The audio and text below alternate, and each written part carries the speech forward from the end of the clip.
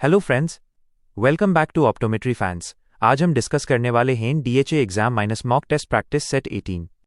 ये MCQ SRRB, AIIMS, GSSSB, PSC, HPSSC, DHS, DMER, DHA और बाकी सभी ऑप्टोमेट्री गवर्नमेंट एग्जाम्स के लिए बहुत इंपॉर्टेंट हैं।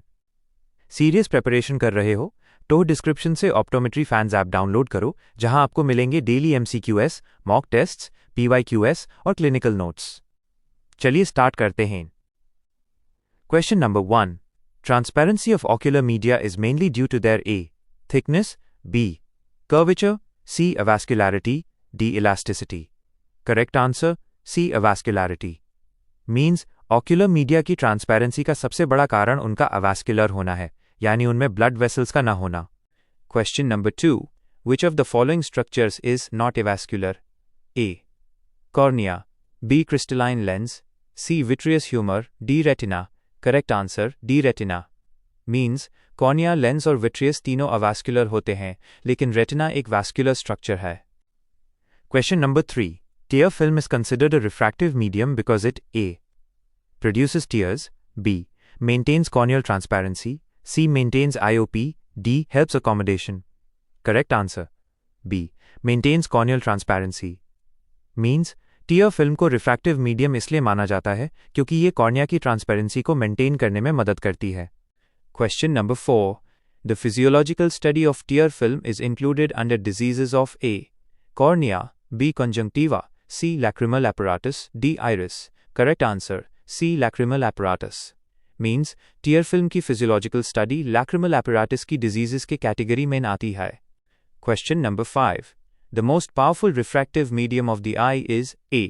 tear film, B. cornea, C. lens, D. vitreous humor. Correct answer B. cornea. Means eye का सबसे powerful refractive medium cornea होता है। Question number 6. Which physiological factor helps maintain corneal transparency? A. corneal vascularity, B. corneal edema, C. proper nutrition and metabolism, D. pigmentation. Correct answer C. proper nutrition and metabolism. Means cornea की transparency को maintain करने के लिए उसका सही nutrition और metabolism बहुत ज़रूरी है। Question number 7। Nutrition of the cornea is supplied mainly by A blood vessels, B aqueous humour, C vitreous humour, D retina.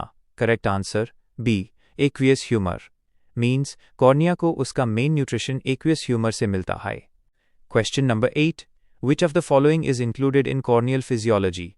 A accommodation, B. corneal permeability, C. tear secretion, D. IOP regulation. Correct answer B. corneal permeability. Means corneal permeability परागमयता cornea की physiology का एक हिस्सा है। Question number 9. Corneal wound healing is an example of A.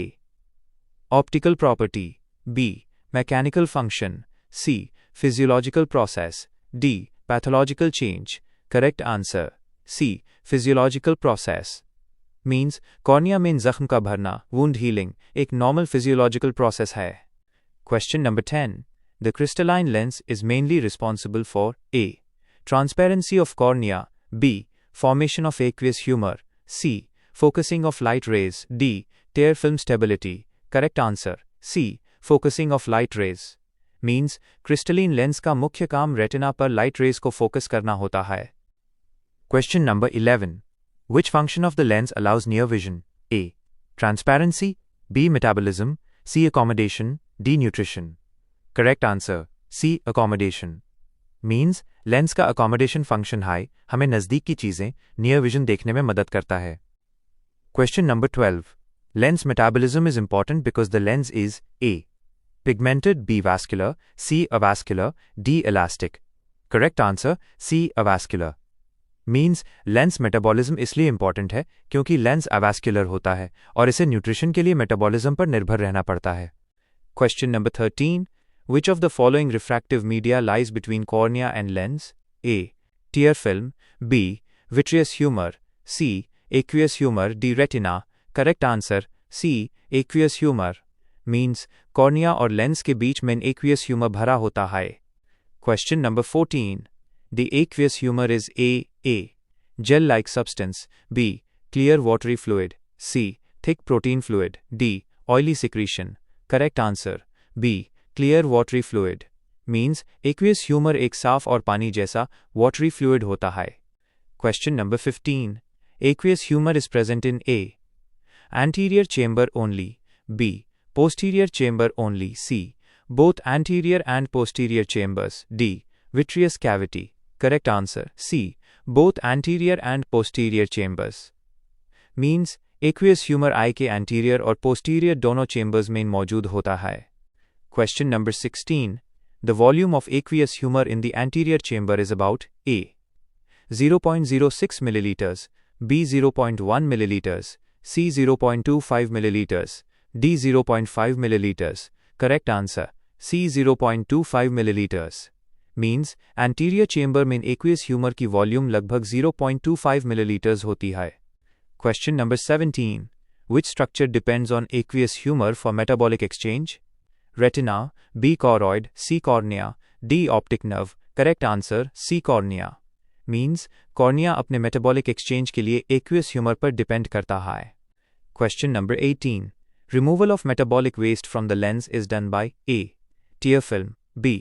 Blood vessels, C. Aqueous humor, D. Vitreous humor. Correct answer. C. Aqueous humor. Means lens से metabolic waste को हटाने का काम aqueous humor हाई करता है. Question number 19. Maintenance of intraocular pressure is mainly related to A.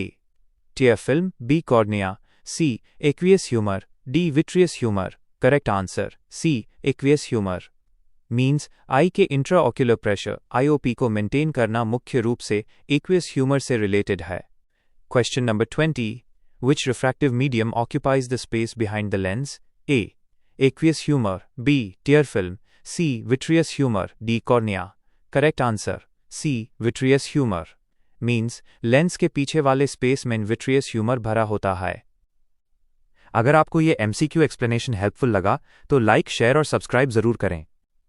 Optometry government exams और abroad licensing exams के लिए ऑप्टोमेट्री फैंस ऐप डाउनलोड करना मत